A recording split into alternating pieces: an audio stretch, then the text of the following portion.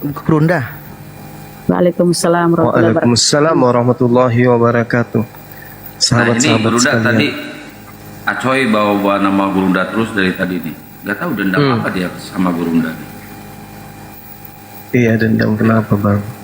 Ayo Acoy itu ada Bang Oke, Jumanya. begini ya, Bang Juma. Selamat malam, Bang Juma. Iya, malam. Bang sering menarasikan bahwa Iya. makhluk yang datang kepada Paulus itu adalah iblis, Iya, betul. ya kan? Iya, ini betul. Berarti Ada abang keraguan itu. berkesimpulan bahwa ya gini, Kristen berarti nyembah abang iblis. berkesimpulan semua diajarkan. Dengar dulu lah bang.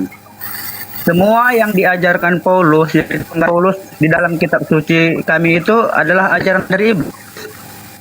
Iya, betul. Itu nggak ada Itu keraguan masalah. itu, nggak ada keraguan. Iya, betul. Enggak abang tarik itu. Betul. Enggak abang tarik. Enggak dong, enggak. Berarti abang Ngapain? berkesimpulan bahwa semua Saya- yang diajarkan ya itu adalah ajaran iblis gitu.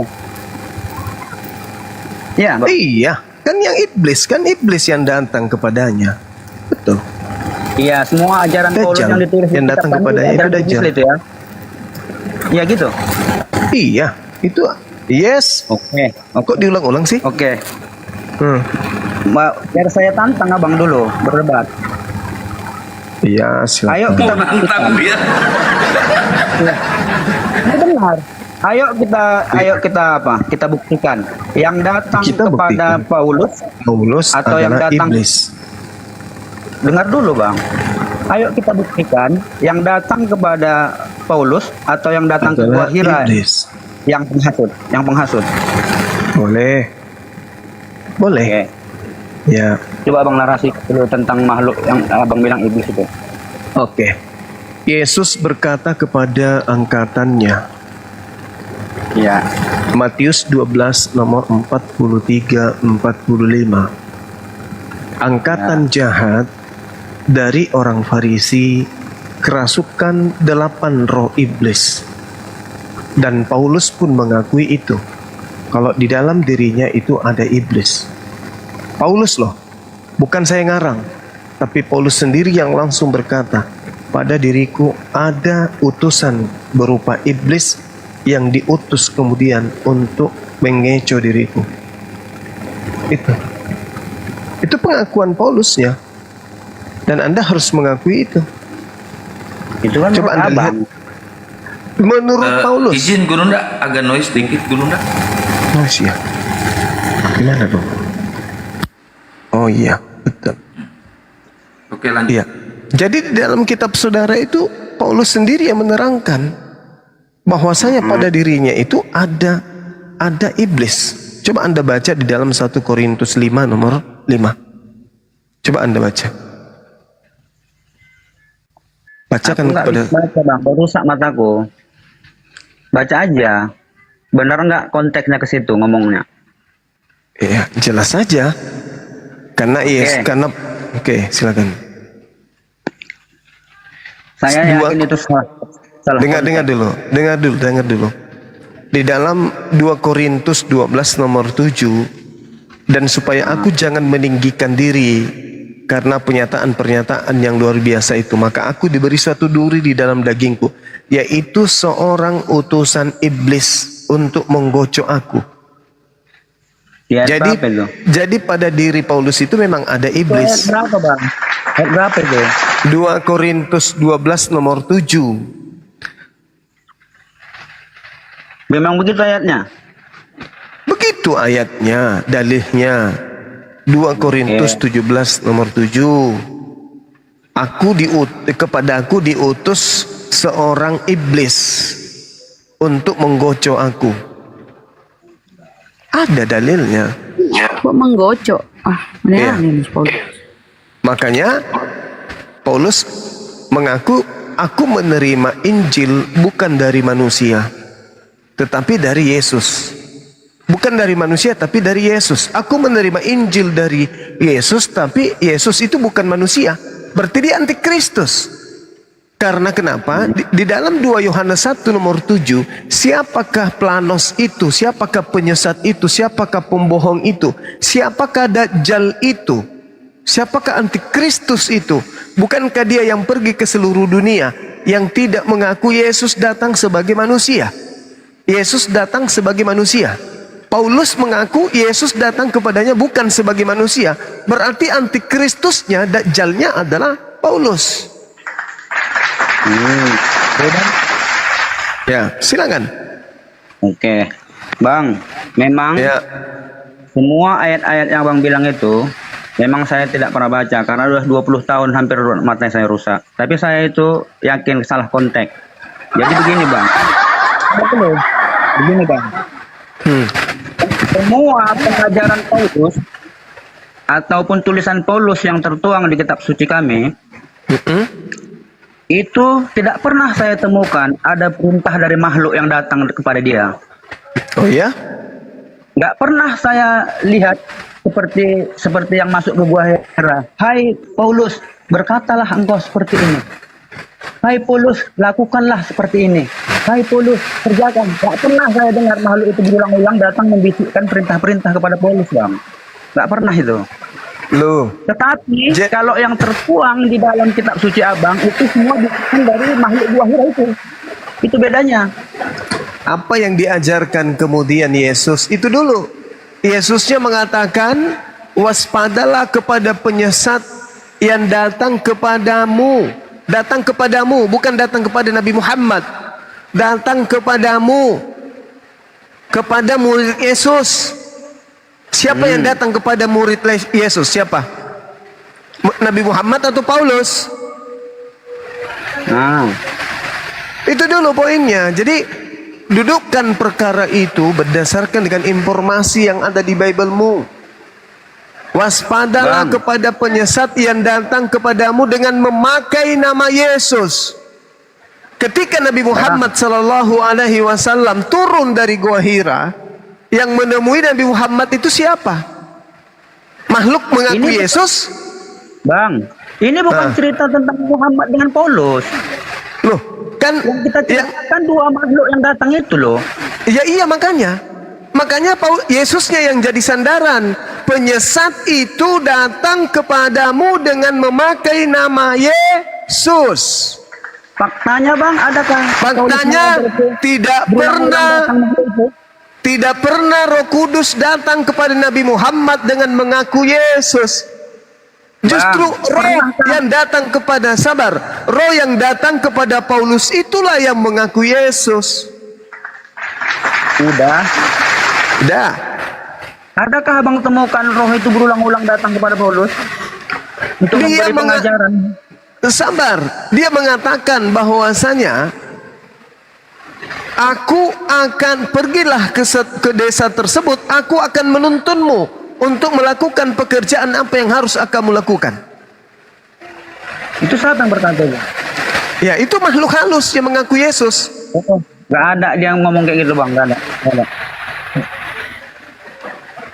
Nggak pernah Paulus itu berulang-ulang didatangi makhluk itu Bang Juma, nggak pernah. Saudara, kalau kamu katakan tidak pernah, lalu dari mana kemudian Paulus menerima 13 buku sementara dia mengatakan bahwasanya aku menerima Injil bukan dari manusia tetapi Bang, dari dengar dulu ya. Yesus Kristus. Maaf, biar saya potong dulu ya. Saya bukan bertahan membenarkan semua ajaran Yesus, ajaran Paulus. Anggaplah semua ajaran itu kurang ajar semua. Tetapi ajaran kekurang ajaran Paulus itu tidak ada sangkut pautnya dengan makhluk itu. Kalau memang salah pun itu semua kesalahan Paulus. Tidak ada sangkut pautnya dengan makhluk itu. Karena makhluk itu tak pernah mengajarkan apa yang diajarkan Paulus. Loh. Dengan berulang-ulang datang, katakan ini Paulus. Apa itu yang Loh. Nah, jadi kalau abang anggap pun pengajaran Paulus itu salah semua, itu ya udah salah si Paulus. Saudara, ketika makhluk ini datang kemudian dia katakan kepada Ananias, pergilah, sebab orang ini adalah alat pilihan bagiku untuk memberitakan namaku kepada bangsa-bangsa lain serta raja-raja dan orang-orang Israel. Aku sendiri akan menunjukkan kepadanya betapa banyak penderitaan yang harus ia tanggung oleh karena namaku. Lalu Ya, pergilah Ananias ke situ dan masuk ke rumah itu. Ia menumpukan kemudian tangannya ke atas Saulus. Katanya, Saulus saudaraku, Tuhan Yesus yang telah menampakkan diri kepadamu di jalan yang engkau lalui telah menyuruh aku kepadamu supaya engkau dapat melihat lagi dan penuh dengan Roh Kudus. Dan seketika itu juga seolah-olah selaput gugur dari matanya sehingga ia dapat melihat lagi. Ia bangun lalu dibaptis. Dan setelah itu Paulus makan, pulihlah kekuatannya. Makhluk halus yang datang mengaku Yesus itu telah memilih Paulus untuk menuntun Paulus, mengajarkan ajaran Paulus kepada raja-raja dan bangsa-bangsa di luar Bani Israel. Makhluk apa ini yang datang kepada Paulus ini? Mengaku Yesus. Sementara Yesus asli mengatakan, waspadalah kepada Dajjal yang datang kepadamu dengan memakai nama Yesus. Tidak ada Roh Kudus, tidak ada Nabi Malaikat Jibril datang kepada Nabi Muhammad mengaku Yesus. Dengar dulu. Abang bilang itu waspadalah itu ayat, walaupun saya sudah lama nggak membaca, itu ayat untuk akan datang, belum terjadi ayat itu, Bang. Kata siapa belum terjadi? Kata siapa belum terjadi? Itu itu ucapan Yesus kepada manusia yang sesama dengan Yesus, bukan di akhir zaman. Jangan Anda pelintir. Oh, nggak ada itu, Bang, nggak ada. Yesus ketika berbicara, dia berbicara kepada orang yang seangkatan dengan dirinya. Bukan berbicara dengan Kristen. Kenapa? Akan datang nanti, Mesias palsu. Itu yang saya tahu. Lebih berbicara Yesus. Akan datang apa? Mesias palsu. Ya itulah, akan datang Mesias palsu, artinya akan datang Yesus palsu. Itu, Bang, nubuatan untuk akan datang. Ayat itu belum terjadi, Bang. Janganlah apa. Kamu yang aneh. Yesus berbicara dengan siapa? Sabar dulu. Yesus berbicara dengan siapa pada saat dia datang? Pada murid-muridnya. Muridnya Bani Israel? Siapa itu? Tapi Nah, sekarang siapa yang datang kepada muridnya? Hujan di sini, kawan. Sekarang pertanyaan saya, siapa yang datang kepada muridnya? Hujan, kawan-kawan. Kalau saya tutup baru tidak noise.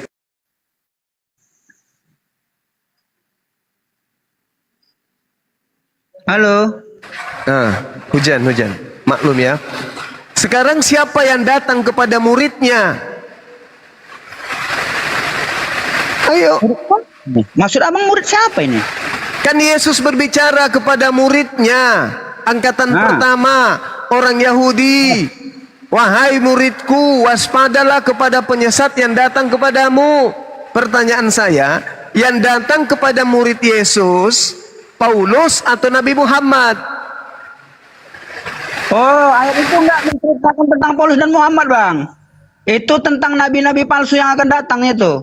Yang mengaku Mesias, yang mengaku ini. Itu ayatnya itu akan datang. Itu tak ada sangkut paut.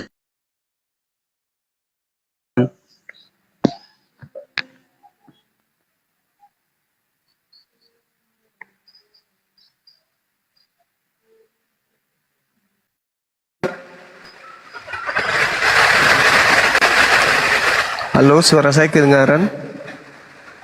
Halo. Kedengaran dia, Ya, kedengaran. pertanyaan saya, yang datang kepada murid Yesus, makasih. Yang datang kepada murid Yesus itu Paulus atau Nabi Muhammad? Bang, ayat itu bukan ditujukan kepada Paulus dan Muhammad. Hei, saya bertanya, yang datang kepada murid Yesus Nabi Muhammad atau Paulus? Abang paksa karena ayat itu tidak menceritakan Paulus dan Muhammad. Ngapain abang tanya itu? Yang datang kepadamu. Siapa yang datang kepada murid Yesus? Kepada Muhammad. Nabi Muhammad atau Paulus? Paulus. Nguatin Paulus, corona. kenapa saudara susah kali kamu itu jujur kenapa? Bukan Karena susah, pada Abang. diri Anda itu ada Dajjal yang menghalangi Abang Anda mau- untuk jujur. Abang menghubung-hubungkan ayat yang tujuannya tidak pasti. Kenapa saya menghubung-hubungkan? Anda saja yang tidak waras. Pertanyaan Yang saya, abang bacakan ayat pertanyaan itu, saya, bukan Bung, abang jangan itu, habiskan Muhammad. waktu saya, jangan habiskan waktu saya, Bang. Kisah Itu para aja rasul, dengar, Kisah para rasul 22 nomor 4. Aku Paulus telah menganiaya pengikut Yesus sampai mereka mati. Laki-laki dan perempuan kutangkap dan kuserahkan dalam penjara. Itu siapa? Paulus. Paulus kan? Berarti penyesatnya siapa? Penyesatnya gimana? Ayo kau gimana? Kok abang tentang penyesat? Hei, kan Yesus berkata, waspadalah kepada penyesat yang datang kepadamu dengan memakai nama Yesus. Bang, itu untuk yang akan datang. Kenapa yang akan datang? Yesus berbicara kepada muridnya yang sesaman dengan dirinya. Kenapa kau berpikir yang akan datang, Cahayu? Bang, Kau ingin aku menipu yakin siapa, saudara? Ayat itu tidak seperti itu, aku yakin. Tidak. Aco, Karena di kau dalam mau itu, menipu pada siapa, hari Cok? kedatanganku yang kedua kalinya. Aco, Nah. kau mau menipu siapa di sini, Cok? Ada bahasa Hah? kayak gitu. Aco, inna belale matin rono aco, ulu balang. Kau Coba itu, hei, buktikan dulu, saudara, di mana? saudara, Di mana? dengarkan Mana saya, itu saudara yang bilang Aco, daripada boleh? Di mana? saudara Di mana? Aco, saudara Aco. Nah. Anda baca Lukas 21 nomor 8. Dengarkan saya kalau kamu masih bisa disehatkan. Di Nanti situ saya Yesus baca. berkata begini, sabar. Kata Yesus, wahai murid-muridku, ya paman, waspadalah kepada penyesat yang datang kepada kalian dengan memakai nama Yesus dan berkata, akulah Yesus. Waktunya sudah dekat, jangan kamu percaya. Nah, murid bertanya, wahai guru, ya paman, kapan itu terjadi? Kata muridnya. Kata Yesus, namun sebelum itu terjadi, terlebih dahulu kamu ditangkap, dianiaya dan disesat dan dimasukkan ke dalam rumah-rumah ibadat dan dipenjara. Siapa pelakunya? Oke. Siapa pelakunya? Boleh saya jawab? Boleh saya Siapa jawab? pelakunya? Siapa pelakunya? Yang menganiaya, menangkap Boleh saya murid jawab? Yesus, mensesa murid Yesus, dan kemudian menghakimi murid Yesus di depan imam-imam kepala. Siapa itu? Siapa pelakunya? Boleh saya jawab? Siapa pelakunya? Boleh. Siapa yang menangkap murid Boleh, Yesus Pak. angkatan pertama? Yang menganiaya murid Yesus angkatan pertama itu siapa? Anggap Paulus sudah. Ah, Paulus. Sudah. Berarti Ya, penyesatnya siapa? Penyesatnya siapa? Anggaplah Paulus sudah. Ya Paulus sudah. Alhamdulillah. Bagus kalau Boleh saya bicara? Boleh saya bagus bicara? kalau saudara saya itu sudah mulai sehat otaknya. Mudah-mudahan Boleh kamu bisa saya merenungkan bahwa penyesat yang dimaksud oleh Paulus, asisten Dajjal yang datang kemudian itu adalah Paulus yang menurut Yesus. Demikian. Boleh saya jawab? Ya, silakan. Apa? Masih mau menjawab? Hah? Kan dengar dulu, kan saya Dulu. bilang, kan dengar dulu Juma. Kan saya bilang tadi, maupun kau anggap salah ajaran Paulus itu tidak benar. Sudah. Yang penting kamu kita imani bahas kan? ini makhluk yang ini yang kita bahas, bukan Paulus dan Muhammad yang kita bahas, bukan. Hei, justru Kan sudah Paulus bilang. itu, hei, Aduh. justru Paulus itulah dinubuatkan pertama kali dia bertobat. Setelah dia bertobat dari Yang kita bahas penganiaya siapa? murid Yesus, baru dia semakin menjadi-jadi. Jadi pertama kita bahas dia ahli siapa? Taurat. Pertama Yang ahli kita bahas Taurat dia. siapa? Iblis yang datang kepada Paulus. Alamak. Abang udah aku bilang, walaupun ajaran si Paulus itu sesat semua, tidak ada sangkut pautnya dengan iblis itu. Justru Yang kita dia bahas di sesat sini. karena iblis itu. Kemana otaknya orang ini? Coba buktikan Paulus didatangi berulang-ulang oleh iblis itu, coba. Apa? Coba buktikan, adakah berulang-ulang iblis itu datang pada Paulus mengajarkan seperti saya? Katakan Ananias berkata, aku akan menjadikan Paulus ini sebagai orang yang memberitakan namaku kepada bangsa-bangsa lain serta raja-raja dan orang-orang Israel. Ada iblis itu datang kepada Ananias itu? Ya, dia datang selama Paulus menulis buku. Aduh, itu Bang. Hei, Ayo kita bahas, makhluk yang datang ke Gua Hira, yuk.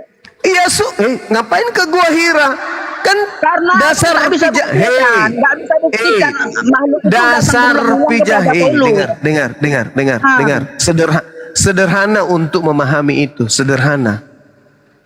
Sekarang saya tanya sama nih, yang menjadi penerima firman antara Yesus dan Paulus itu siapa? Yang menerima firman dari Elohim, Yesus atau Paulus? Hei, saudara, acok, jangan mencret celana, acok. Mari kita berdiskusi, acok. Jangan kau pingsan duluan. Iya. Acok. Pakailah otakmu, acok puru-puru apa jana. Firman udah cakep aja. Sekarang yang menerima firman itu adalah Yesus. Ah ya. Yang menerima firman di Islam itu adalah Nabi Muhammad. Paulus ini nerima firman dari mana? Ya bikinlah anggap dari dirinya sendiri. Lah. Dia mengaku di dalam Galatia 1:12, 11 dan 12. Aku menerima Injil bukan dari manusia. Kalau bukan dari manusia, lalu dari mana lagi? Sedangkan Tuhan Elohim mengutus nabinya menerima firman. Yesus Nabi, dia Rasul untuk mengajarkan Injil kepada Bani Israel. Cahayu. Hah? Injil apa yang diterima Paulus? Lah, baca Galatia 1 nomor 11 nomor 12. Aku menerima Injil bukan dari manusia, tapi dari pernyataan makhluk yang bernama Yesus Kristus. Oh, enggak ada gitu. Enggak ada gitu bacaan, enggak ada. Baca Galatia 1 nomor 11 nomor 12. Baca. Ya, nanti Yesus saya baca. menerima firman dari Elohim. Nabi Muhammad menerima firman dari Allah Subhanahu wa taala. Yesus menerima dari Elohim yang maha suci lagi maha tinggi. Paulus menerima firman. Nah,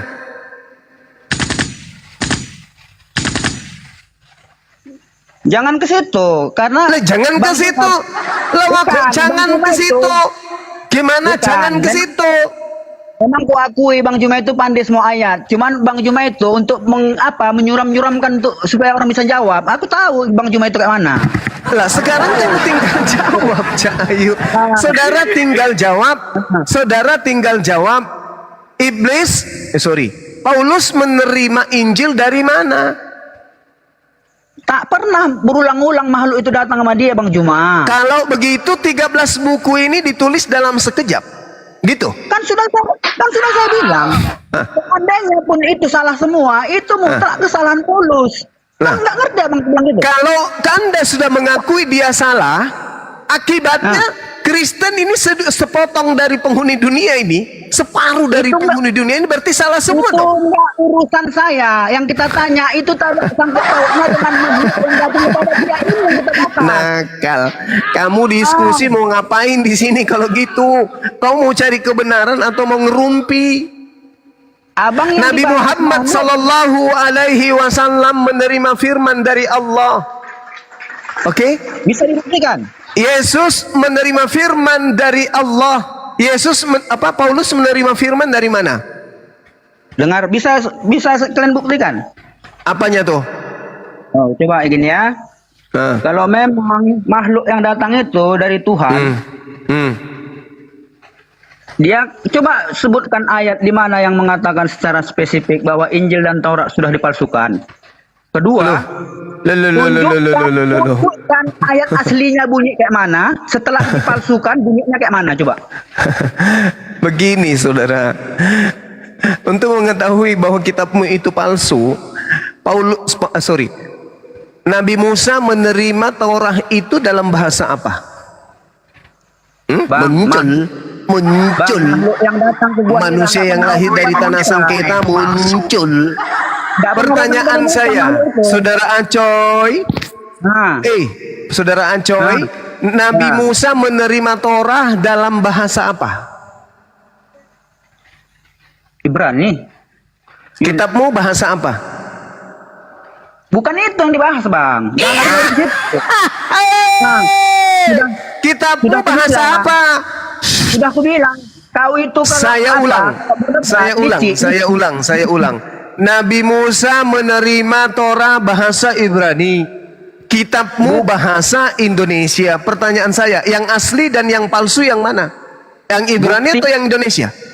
Buktikan ayat aslinya bunyinya seperti apa setelah dipalsukan. Bisa. Saatnya ketawa jahat. Saudara, Anda tadi mengakui Nabi Musa menerima Torah dalam bahasa apa? Di mulutku abang berak tiap hari kalau bisa abang jawab tadi pertanyaanku tuh. Tanpa saya di mulut Anda aja sudah kayak gitu modelnya. Pertanyaan saya, Nabi Musa, seperti apa coba? Nabi Musa menerima Torah bahasa Ibrani katamu kan? Kitabmu bahasa Indonesia. Pertanyaan saya, yang mana yang asli? Ibrani atau Indonesia? Yang kita bahas makhluk, bukan Nabi Musa. Dari tadi abang nggak paham saya bilang. Yang kita bahas makhluk, bukan Nabi Musa. Tapi Anda menyeret ke sana.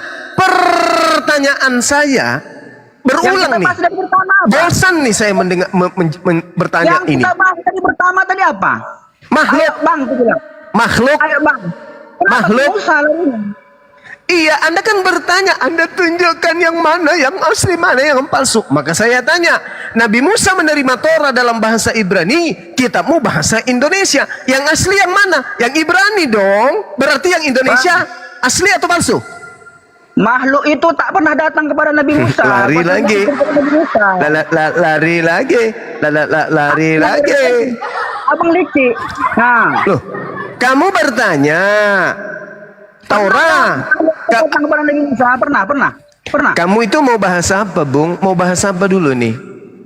Tentukan dulu temanya yang mana mau dibahas ini.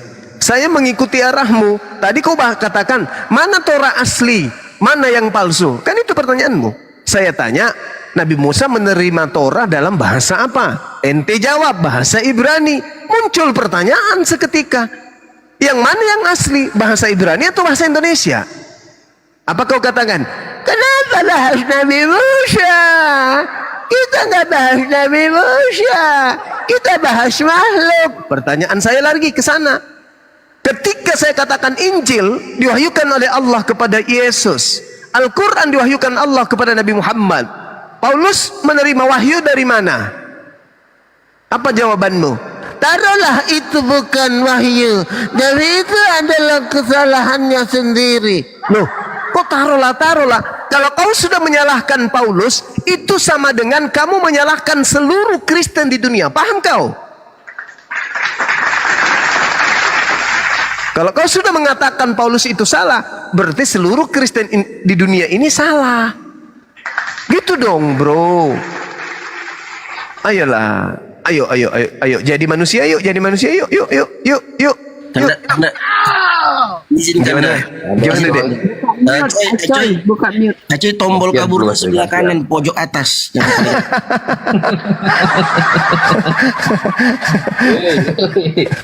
Acoy. Apa dulu? Tenang dulu, tenang.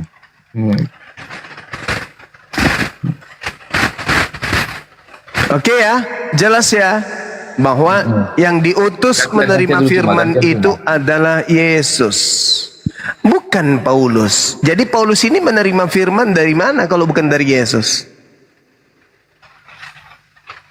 Dari Mesias palsu. Itu kesimpulannya. Salah kau cuma. Apanya yang salah? Dia Janganlah mengaku kau kok. bilang Mesias palsu. Saudara, Enggak, itu enggak. itu pengakuan Yesus loh, bukan pengakuan saya loh. Yesus loh yang berkata itu, bukan aku loh. Pada saat Paulus bertemu dengan Yesus di perjalanan Itu bukan ke Yesus. Tarsus, Yesus Itu bukan dengar Yesus. dulu. Itu bukan Yesus. Pada cahaya itu berkata, dan ada saksinya orang yang bersama dengan Paulus itu mendengar bahwa suara itu berkata, akulah Yes. Yesus yang kau aniaya. Jelas Oke, itu sekarang- cuma kau jangan garang-garang, Oke. kau jangan Oke, membelokkan kau jadi penyesat. Oke, Sekarang Yesusnya mengatakan penyesat itu banyak atau Oh, satu enggak. orang? Sabar, itu sekarang kau kan tadi kalau kusimak-simak dari gaya bahasamu, seolah-olah pada saat Yesus mengatakan itu kepada murid-muridnya, pada saat itu Yesus masih hidup dan mengatakan itu di depan murid-muridnya dan di depan bisa saja depan orang banyak, seolah-olah itu hanya pada murid. Salah kau. Makanya menginterpretasi ayat Alkitab itu enggak segampang cara kau Tidak usah kau menafsirkan persulit. gitu. Tidak usah kamu persulit. Memang nggak Jangan sanggup. kau Saya dengar, persulit. aku kasih kau satu contoh Jangan cuma. kamu Aku kasih- persulit. Dengarkan saya. Yesus berkata bahwa akan datang Yesus palsu. Kamu akui atau tidak? Mesias palsunya katanya. Kau banyak kali ceritamu. Yesus palsu kan? Mana Yesus itu? Hey, Mesiasnya, Mesias hey, palsu. Mesiasnya Hey, memakai namaku. Namanya Yesus siapa? Ah. Nama Yesus Sekarang siapa? kutanya dulu kau. Mesias itu artinya apa? Sekarang pertanyaan saya, Mesias itu memakai nama Yesus, betul? Mesias palsunya datang memakai nama Yesus, betul? Mesias palsunya memakai nama Yesus. Nabimu pun pakai nama Yesus. Nabiku namanya Nabi Muhammad. Cak Ayu, jangan kau Ya, nipu di sini. lebih Jangan banyak- kau nipu. lebih banyak nabimu Mesias di Al-Qur'anmu. Mesias palsunya itu ngaku Yesus. Nabi Muhammad tidak pernah mengaku bertemu dengan Yesus atau mengaku Yesus, nggak pernah. Jangan kau cungkir balikkan keadaan.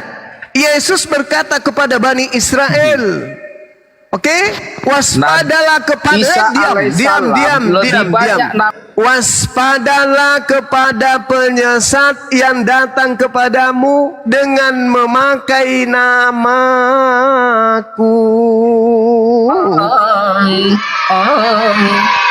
Nah, jadi penyesatnya datang memakai nama siapa?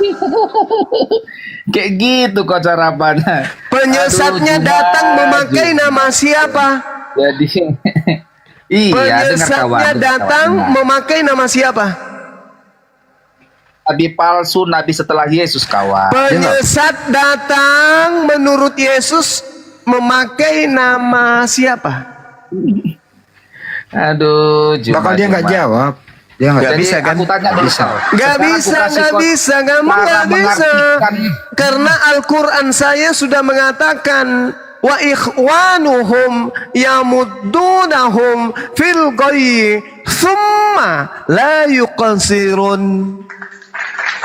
Dan adalah saudara-saudara setan, yaitu orang-orang kafir, dan mereka tidak akan henti-hentinya menyesatkan. Ini yang sedang kalian lakukan. Jelas-jelas Yesus berkata kepada pengikutnya yang asli, waspadalah kepada penyesat yang datang kepadamu dengan memakai namaku. Berarti penyesatnya datang memakai nama bom-bom. Memakai nama Yesus. Sekarang yang datang kepada Nabi Muhammad, apakah mengaku Yesus? Tidak. Yang datang kepada Paulus, apakah mengaku Yesus? Ya. Yes. Sederhana kawan. Inna qaidah syaitan kana daif. Tipu daya iblis itu lemah, kata Allah. Tetapi yang membuatnya kuat adalah saudara-saudaranya, yaitu kalian. Kami Islam diutus untuk meluruskan akidah ini. Fattakullah wa ati'un, hadza siratul mustaqim. Bertakwa kepada Tuhan yang mengutus Yesus dan taat kepada Yesus, itu adalah jalan lurusnya bagi Bani Israel. Kalau bagi kami, ati'ullah wa ati'ur rasul wa ulil amri minkum, itu juga adalah jalan yang lurus. Sederhana bukan? Cuman masalahnya sekarang, iblis tidak akan mungkin senang membiarkan kalian keluar dari lingkaran penyesatannya. Nggak mungkin. Iblis sekarang sedang bekerja bagaimana bisa melumpuhkan Bang Suma dan kawan-kawannya. Kenapa? Karena sudah banyak kemudian korban iblis yang tersadarkan dari tidur panjangnya. Hari ini kau membenci Bang Suma, Bung. Besok hari kalau kau sudah menemukan jalan lurus itu, kau akan menangis dan berterima kasih kepada Bang Suma dan saudara-saudaranya. Betapa kami gigih memperjuangkan supaya kalian itu bisa selamat. Yesusnya berkata, waspadalah kepada penyesat yang datang kepadamu dengan memakai namaku. Berarti penyesatnya datang dengan memakai nama Yesus. Yang datang kepada Paulus ngaku apa? Ngaku Yesus. Bagaimana tolak ukurnya kemudian? Baca Galatia 1 nomor 11 nomor 12. Aku menerima Injil. Aku menerima Injil. Buatan Aku Paulus. menerima. Nggak dipercaya itu. Aku menerima Injil. Aku menerima Injil bukan dari manusia, tapi dari Yesus Kristus. Dengan kata lain, Paulus mengaku Yesus Kristus ini bukan manusia. 2 Yohanes 1 nomor 7, siapakah penyesat itu? Bukankah dia yang pergi ke seluruh dunia yang tidak mengaku Yesus datang sebagai manusia? Itulah antikristusnya, itulah dajjalnya. Dalil kata Tuhanku apa? Wa makaru wa makarallah wallahu Yang khairul Kristen di bawah jangan dengarkan cuma ini. makirin. Mereka ahli kitab membuat makar, tipu daya, tipu muslihat, tetapi Allah membalas tipu daya muslihat mereka. Sesungguhnya Allah adalah pembalas, sebaik-baiknya pembalas kejahatan. Tuh dalil. Apa kata Allah? Wa qaulihim, dan kami hukum juga mereka karena perkataan mereka bahwa nabi kami yang suci telah mati ditumpas di atas salib. Kami hukum mereka. Hukuman yang Allah berikan kepada mereka adalah siksaan di bumi. Siksaan di bumi itu ini siksaannya buat kalian. Sudah nyata di Bible tertulis, kalian tidak mau imani. Kenapa? Allah telah menyiksa kalian. Fi qulubihim marad fazadahumullahu marad. Di dalam hati kalian itu ada penyakit, dan Allah semakin tambah penyakit itu ketika kemudian kalian ingkar dan tidak mau mendudukkan akal sehat sebagai patokan untuk menemukan kebenaran. Padahal Yesus mengatakan, kasihilah Tuhanmu dengan akal budi. Apa itu akal budi? Akal sehat. Kenapa Anda tidak mau menggunakan akal sehat? Karena kapan Anda menggunakan akal sehat, kalian akan meninggalkan Kristen. Ayo saudara, apakah saya ada menghina? Apakah saya ada menghujat? Enggak kan? Ini hanya pembahasan dua anak bangsa antara saya dengan kalian. Nggak ada hina menghina di sini. Adakah kemudian makhluk yang datang kepada Nabi Muhammad ketika kemudian dikatakan dalam Al-Quran, Qul nazzalahu ruhul qudusi min rabbika bil haqqa liyuthabbital ladzina amanu wa hudaw wa busyra lil muslimin. Adakah di situ pernyataan akulah Yesus? Nggak ada. Sementara iblis datang mengaku-ngaku Yesus. Datangnya kepada siapa? Kepada para murtadin, kepada saksi-saksi palsu, kepada pendeta, kepada pastor, kepada jemaat gereja, kepada anak-anak sekolah minggu, kepada mereka yang Natalan, kepada mereka yang menyembah Yesus, kepada Paulus, kepada Ananias, kepada pengarang Matius, pengarang Lukas, Markus, Yohanes, dan juga pengarang kitab Wahyu. Inilah mereka yang disebut Yesus di dalam kitab Anda sendiri. Bukan saya menghina, tetapi coba Anda keluar dari sana dengan kaidah-kaidah yang benar.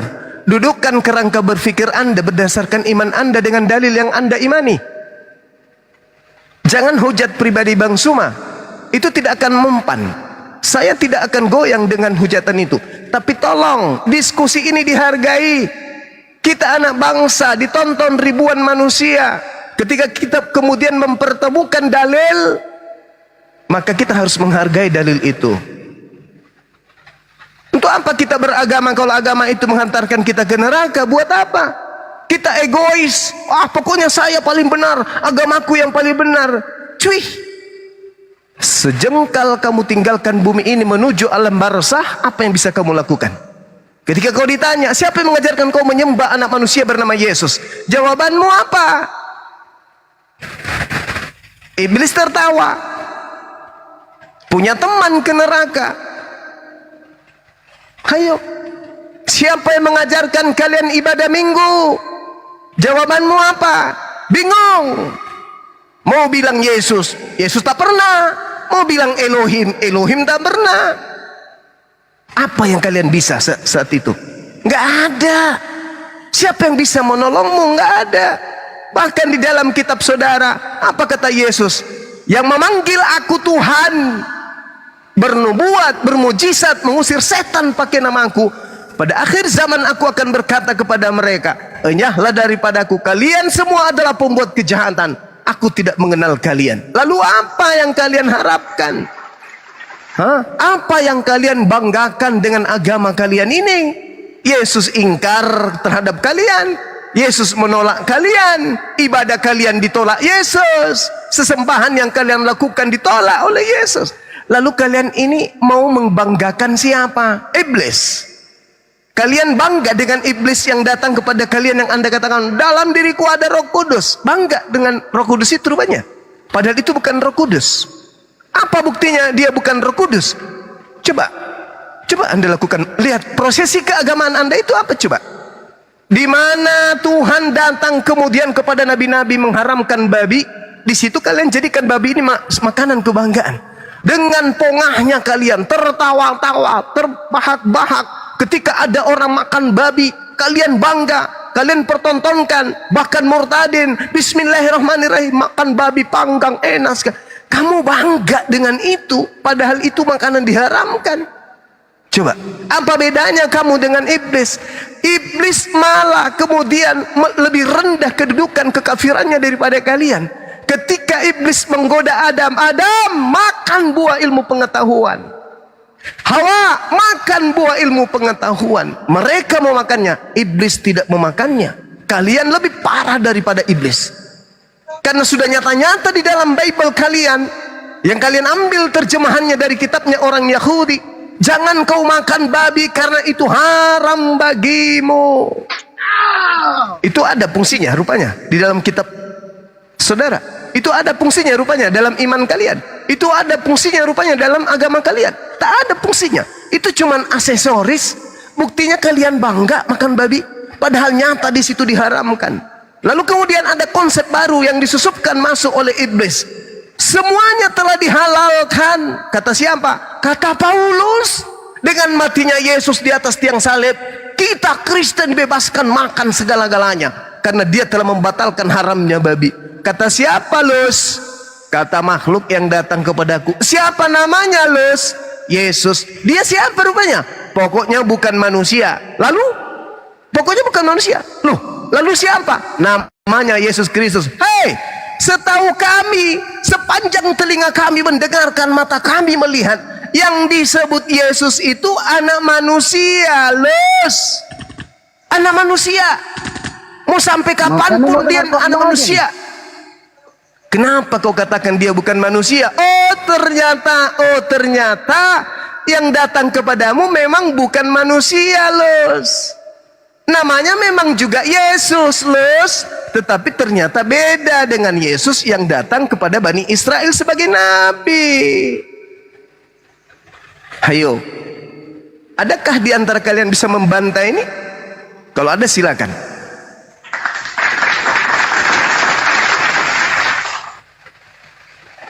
Kemana-mana jadi tak kemana-mana jangan begini. Saya masih seputar itu, Bang. Yang datang kepada Paulus bukan Yesus manusia, Yang datang tetapi kepada Muhammad. Mesias, tapi Yesus palsu yang datang kepada Paulus itu.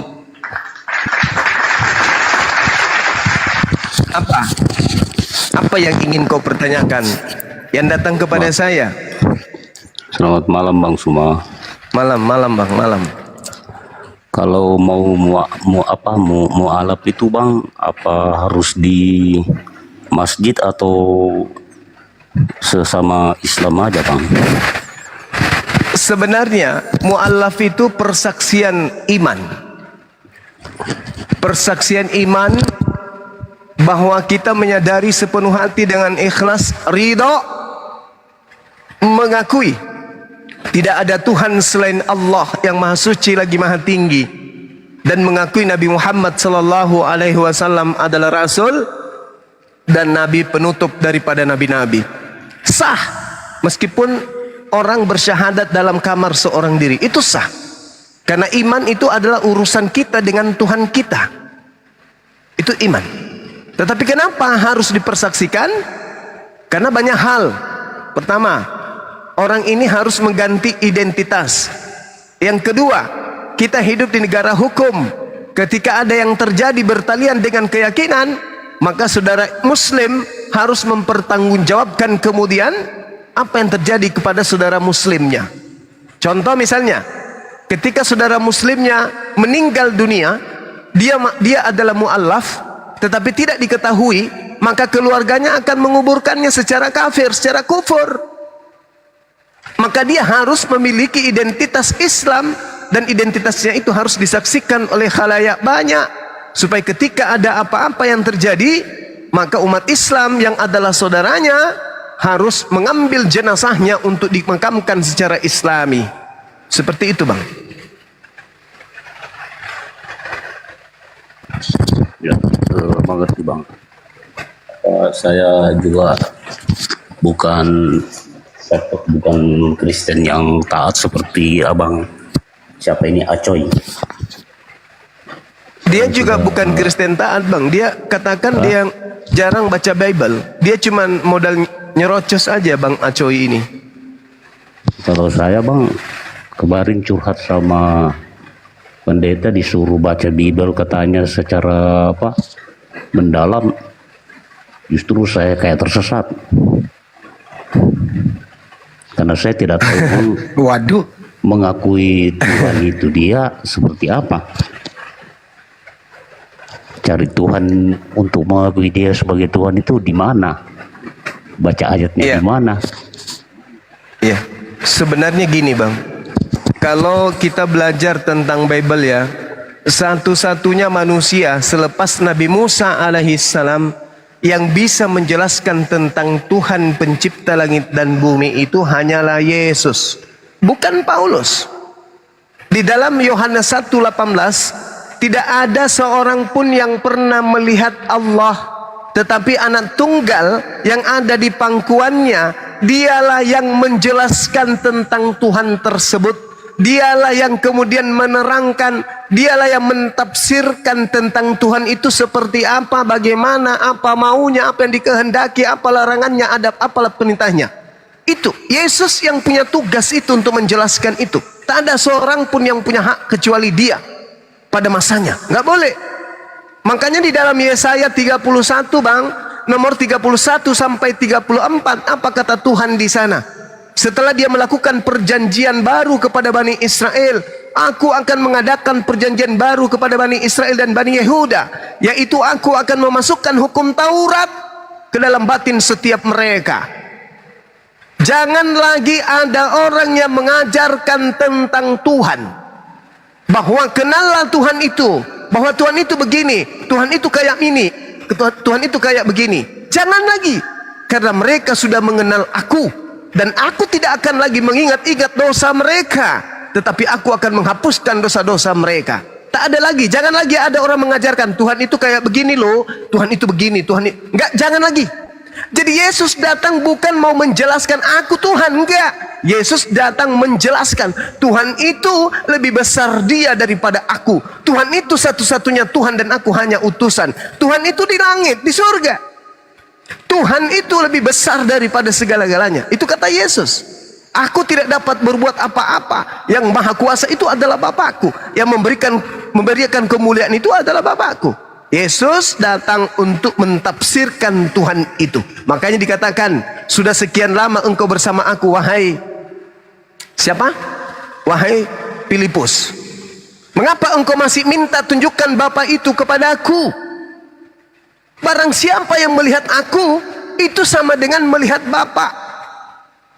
Karena aku adalah utusan Bapa. Aku berkata bukan dari diriku sendiri. Yohanes 14:24. Tetapi perkataan yang keluar dari mulutku adalah perkataan yang diperintahkan oleh Bapa untuk aku katakan dan aku sampaikan. Makananku adalah melakukan pekerjaan-pekerjaan yang aku lihat Bapa mengerjakannya, maka aku pun melakukannya. Yohanes 3 nomor 34. Jelas itu. Yohanes 4 nomor 43. Jelas itu Bang. Jadi Yesus yang punya hak, yang punya wewenang menjelaskan tentang Tuhan. Maka apa simpul akhirnya? Yohanes 17 nomor 3. Hidup kekal. Simpul akhirnya itu. Untuk apa kita beragama kalau kita tidak mendapatkan hidup kekal? Sedangkan hidup kekal menurut Yesus konsepnya ada dua yang harus kita imani. Yang pertama, mereka mengenal engkau satu-satunya Tuhan yang benar. Dan yang kedua, mengenal aku yang engkau utus. Berarti konsep hidup kekal hanya ada di Islam. Apa itu? La ilaha illa huwa, pencipta langit dan bumi, wa Yesus Rasulullah. Hanya itu, tak ada yang lain. Karena itu adalah konsep yang Yesus tawarkan. Hidup kekal itu adalah mereka mengenal engkau satu-satunya Tuhan yang benar dan mengenal Yesus yang engkau utus. Kalau satu-satunya, jangan ditambah, jangan dikurangi, jangan ditambahi. Satu-satunya. Kata siapa? Kata Yesus. Jadi saudara, Yesus itu datang sebagai juru selamat, bukan untuk mengimaninya sebagai juru selamat. Maka kita harus mendudukkan dia sebagaimana ajarannya tentang dirinya. Siapa aku menurut aku? Siapa Yesus menurut Yesus? Coba ya. Ini ada satu hal yang menarik saudara. Ketika kemudian saya membaca sebuah dalil di dalam kitab saudara, saya itu malu. Malu semalu-malunya. Kenapa saya katakan saya malu semalu-malunya?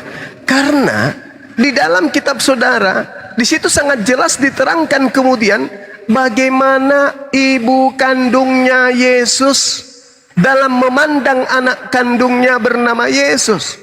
Ibunya sangat luar biasa kemudian mengandung dan membesarkannya seorang diri. Ketika kita lihat kemudian pada masa ibunya mengatakan bahwa, anakku, kamu kemana aja? Aku dan ayahmu cemas. Dia cemas. Kenapa dia cemas? Karena mereka kehilangan Yesus beberapa hari. Itu diterangkan di mana ya? Di Lukas 2 ya teman-teman. Lukas 2 48 sampai 51. Apa kata ibunya? Nah, mengapa engkau berbuat demikian terhadap kami? Ibumu, aku cemas mencari engkau. Hei, hei, ibu kandung dari Yesus cemas ketika anaknya melakukan pengajaran Torah kepada ahli Taurat di dalam sinagoge. Tanpa izin dia meninggalkan ibunya. Ketika ibunya cemas mencarinya kemana-mana, lalu kemudian dia temukan Yesus. Apa kata ibunya? Nak, ya mami, mengapa engkau berbuat demikian terhadap kami? Bapak tirimu dan aku, mama kandungmu, dengan cemas mencari engkau. Ini seorang ibu kandung mencari anak kandungnya, cemas. Tiba-tiba sepeninggal sang anak dan ibu, dilantik jadi Tuhan. Kalau ibunya tahu anak kandungnya adalah Tuhan pencipta langit dan bumi, boro-boro cemas. Lawang anakku Tuhan, anakku pencipta, dia datang cuma numpang lewat, hanya ingin pecahin perawan gue. Ngapain gue cemas? Lo dia Tuhan. Faktanya apa? Wanita yang mengandung, wanita yang melahirkan, wanita yang memandikan, menetein, membesarkan, cemas ketika Yesus meninggalkan rumah. Kok ibunya nggak tahu kalau anaknya itu Tuhan? Yang lebih tahu Yesus adalah ibu kandungnya. Yang lebih tahu Yesus adalah bapak tirinya. Yang lebih tahu Yesus adalah sepupu-sepupunya.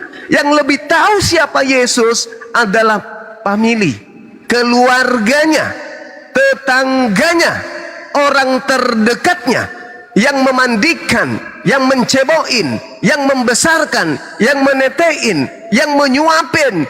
Dia lebih tahu tentang Yesus daripada kita.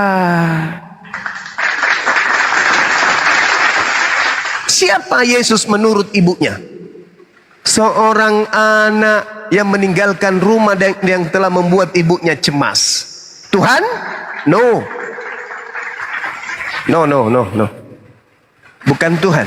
Dia anakku, kata Maria. Nak, kenapa kau membuat aku cemas?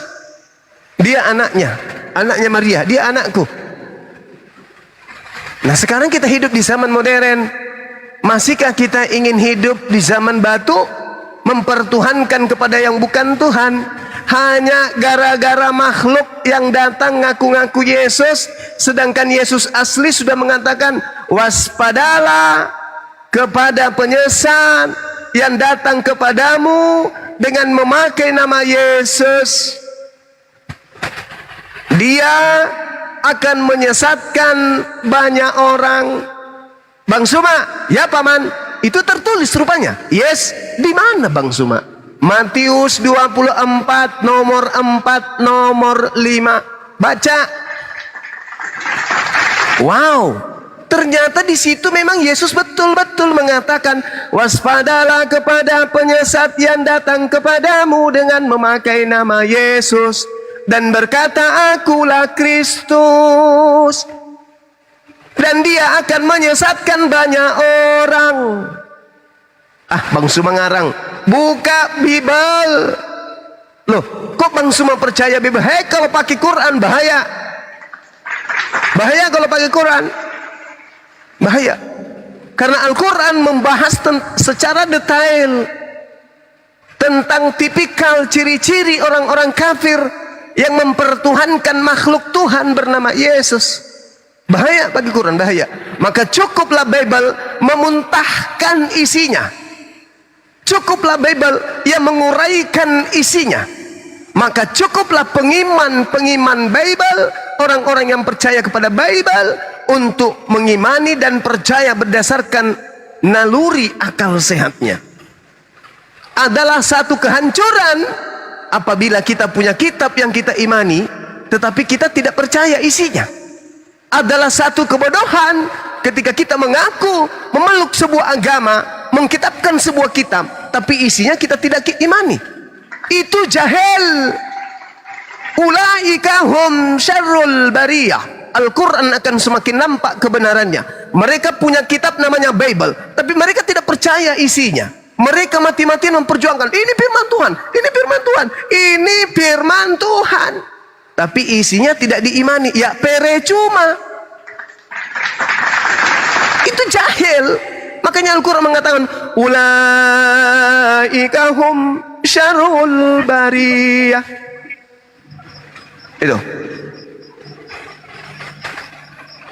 Itu kata Quran.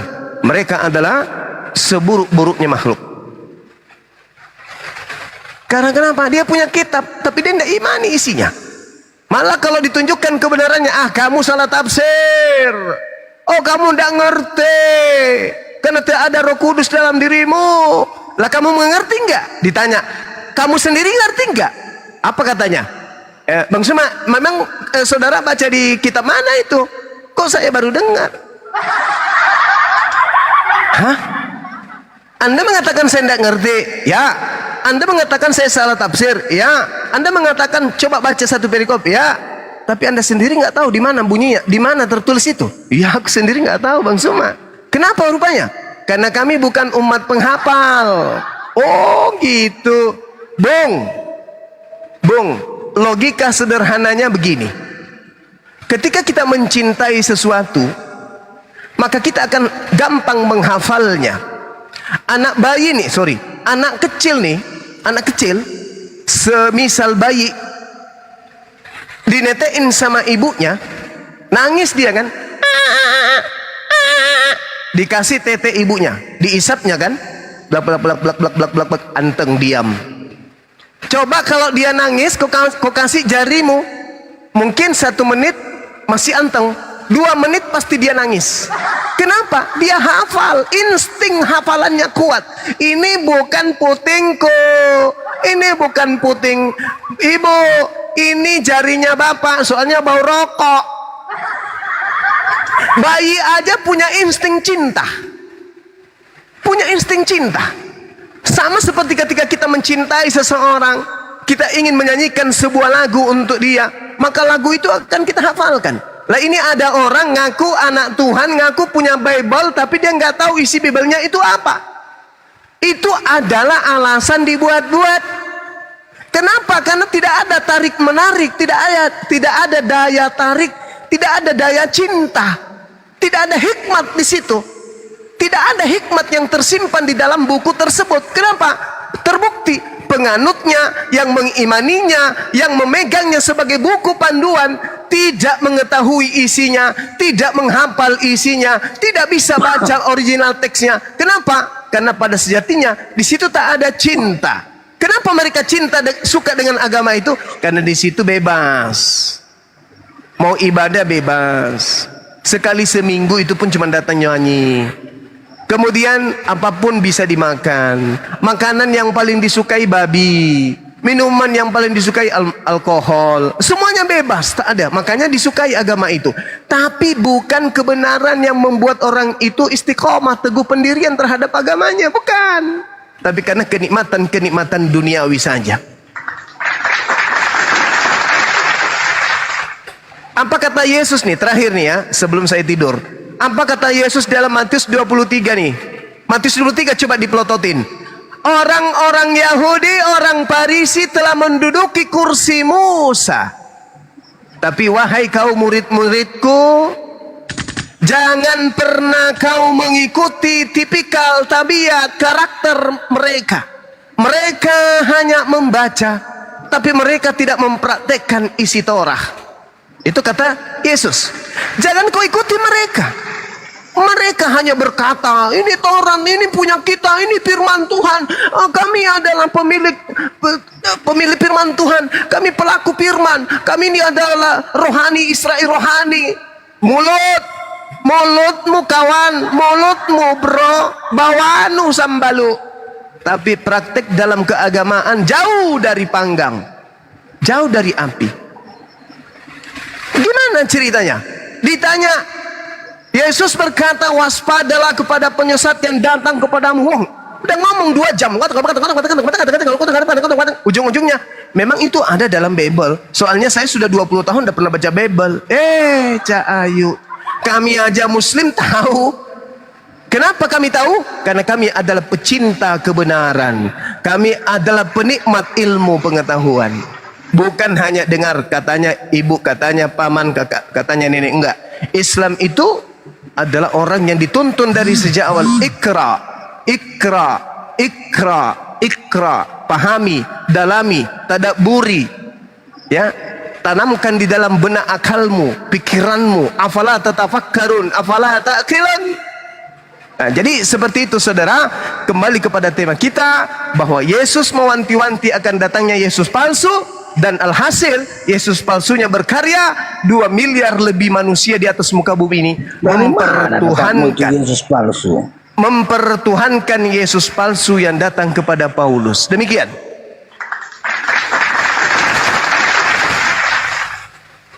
Kenapa sih terus? Kamu mau bantah Yesus asli yang datang ke Paulus? Kamu mau pakai data? Oke lah, data buktikan kalau Yesus asli yang datang ke Paulus. Gimana ceritanya bang? Yesus aslinya manusia, yang datang kepada Paulus bukan manusia. Ya benar. Yesus berkata, sebelum terangkat aku akan datang sebagaimana waktu aku terangkat. Yes, Bang Handi hemat. Itu diterangkan dalam Kisah Para Rasul 1 nomor 11. Malaikat pun berkata, wahai kalian, ya paman, Yesus yang kalian lihat terangkat ke langit, ke surga, akan datang kedua kalinya, sama seperti engkau melihatnya terangkat. Naik terangkat dengan jasad, datang kedua kalinya pun dengan jasad. Sedangkan yang datang kepada Paulus tidak ada jasad, hanya suara saja dan cahaya. Na'udzubillah thumma na'udzubillah. Jadi celakalah orang yang murtad, yang ngaku-ngaku aku lagi sholat tahajud paman, tiba-tiba ada asap tebal, boom, boom, boom, pak pak pak pak pak pak pak pak pak pak pak pak pak. Siapa lu? Aku Yesus. Akulah jalan kebenaran dan hidup. Aku datang kepadamu untuk kemudian memenangkan jiwamu agar engkau sujud menyembah kepadaku. Besok ke gereja. Ada lagi yang ke umroh, ya kan ya?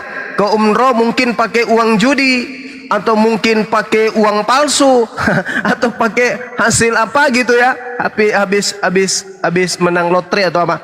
Umroh dia kan?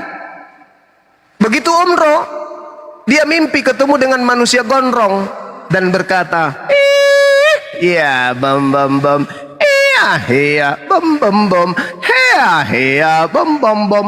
Aku melihat wajahnya, tengok bercahaya seperti bulan.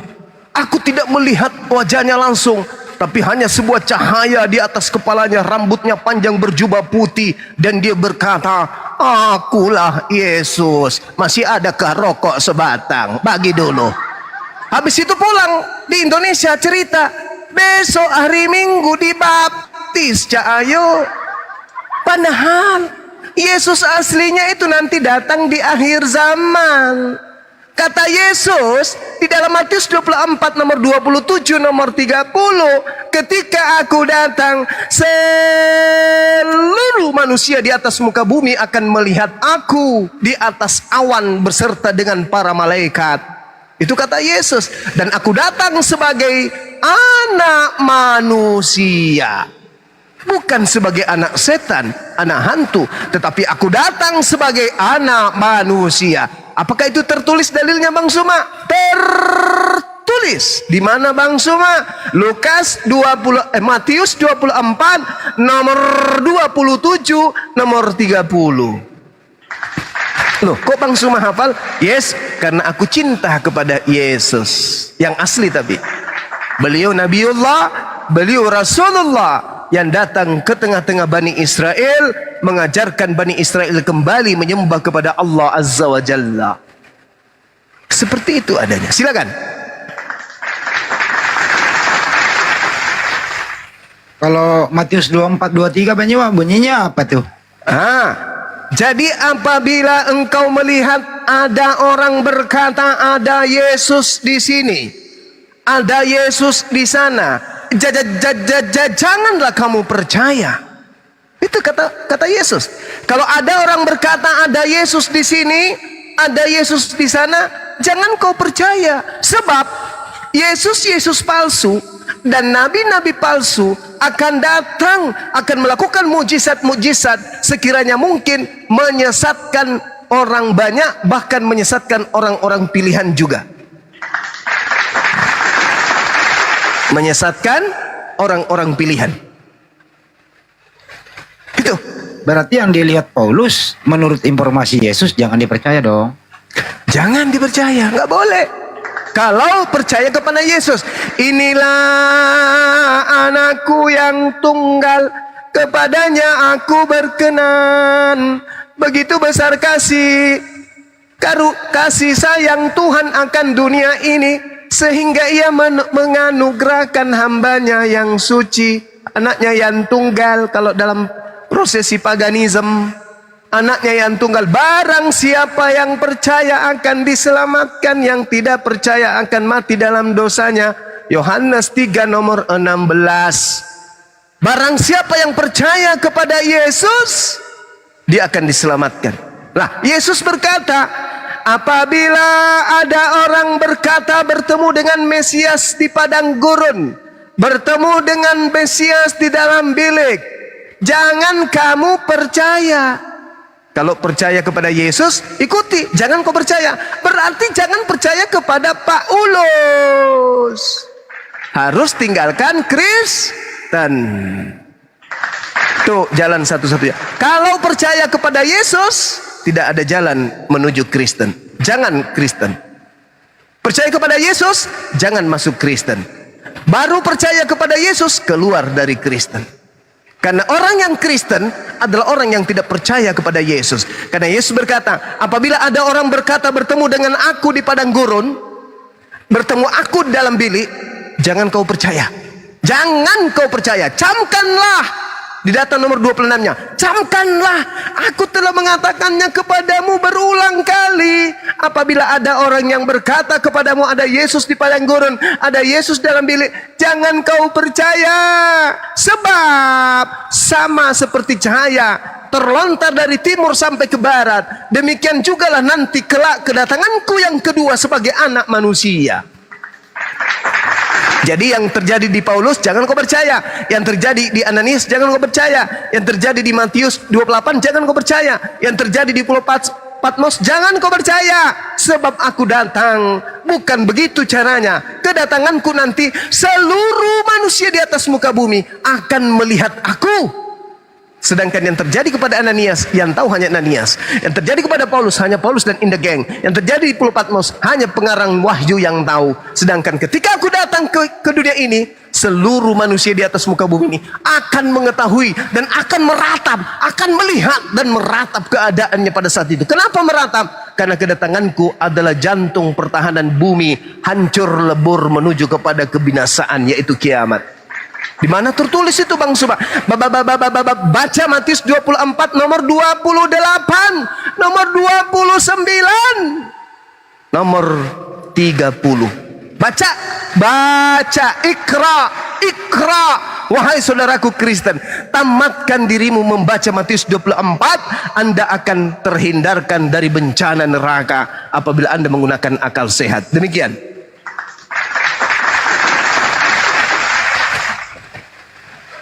Ada yang bisa mengkanter pakai data? Enggak ada Bang Zum, enggak ada Bang Handi. Soalnya yang datang kepada Paulus itu bukan manusia. Yesus manusia Bang Handi. Enggak, kali-kali ada yang nekat.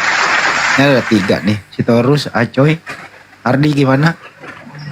Ardi lagi. Masya Allah, syukran. Izin Bang Handi, Gurunda, Ya. itu di bawah ada yang Bang Good Padar minta nomor rekening api gitu. Kenapa? Bang Good Padar itu minta nomor rekening api. Masya Allah. Thank you. Bang Handi. Aduh, kopi. Teman-teman kopi. Kopi mana kopi? Kopi rasa Masako. Mas Agonya masih ada, kopinya yang habis nih. Itu Bang Handi, Bang Gunpadar tuh di Oh iya, iya. atau naik aja Bang Gunpadar. Dan untuk itulah teman-teman, kenapa kami mengapresiasi orang-orang yang kembali ke Islam atau mualaf, ya karena akalnya sudah berfungsi normal kembali, sudah bisa membedakan mana manusia, mana Tuhan, mana Yesua Amasya yang asli, mana yang tidak. Untuk itu tetap dukung kami nanti, insya Allah tanggal 24 sore sampai malam hari kita di Rumah Hobbit Bolangi Makassar menyiarkan langsung prosesi kumpulnya mualaf memperingati hari mualaf sedunia. Ada orang di luar sana memframing, ngapain sih? Nanti kalau Idul Fitri ada yang melakukan hal yang sama, ya monggo-monggo saja. Memang momennya ada buat mereka, kan nggak ada momennya juga. Iya toh, nggak ada momennya loh itu. Tapi kalau mau pakai Idul Fitri, berarti hari Murtadin itu Anda bergeser-geser juga loh dari bulan ke bulan. Nah, kan gitu, kagak bisa diikutin. Nggak bisa. Memang dia bisa melihat hilal. Oh kita hilal dulu yuk, wah besok jatuh hari Murtadin. Nggak bisa begitu. Hai. Ini orang kasihan banget membela sesuatu yang tidak ada dasarnya, nggak hitung-hitung nanti argumentasi saya benar apa enggak gitu loh. Dibalas Idul Fitri hari Murtadin, emang bisa dia lihat hilal? Di mana dia mau lihat hilal? Kapan jatuhnya gitu? Udah masuk 1 Syawal apa belum? Kan nggak begitu caranya. Nah kalau ini kan yang jelas ya nggak berubah dari tahun ke tahun. Ya untuk mualaf semangat belajar terus, jangan sampai terkalahkan oleh framing-framing baik intern maupun ekstern.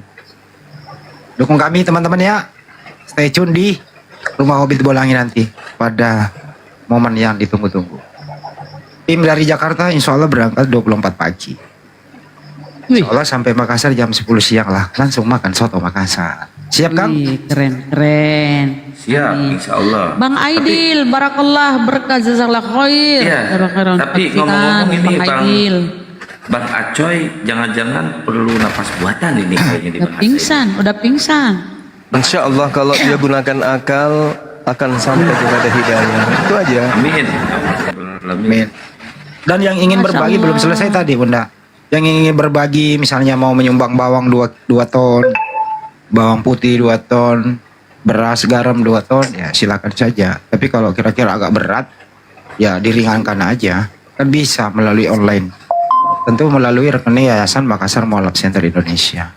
Di mana itu di 401 tambah 3000 tambah 171 tambah 73. Bank Tabungan Negara atas nama Makassar Mualaf Center Indonesia. Di framing lagi di nanti saat. Ya bodo amat. Gak ada urus.